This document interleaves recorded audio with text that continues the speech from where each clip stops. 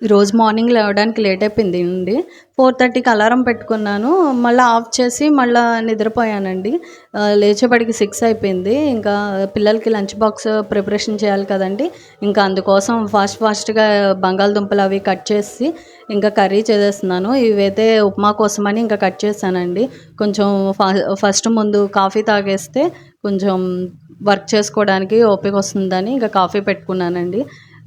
ఇదైతే ఇక్కడ పోపు వేస్తున్నానండి ఉప్మా కోసమని. ఇంకా బంగాళదుంప కూడా వేగుతుంది. కొంచెం బంగాళదుంప అయితే ఫాస్ట్‌గా అయిపోతుందని ఇంకా ఆ కర్రీయే చేస్తున్నానండి. ఉప్మాలో ఇంకా పోపు అవి వేసి ఆనియన్స్ అవి వేసేస్తున్నాను. ఈ కరివేపాకు మన గార్డెన్‌లోదండి, చాలా ఫ్రెష్‌గా ఉంది.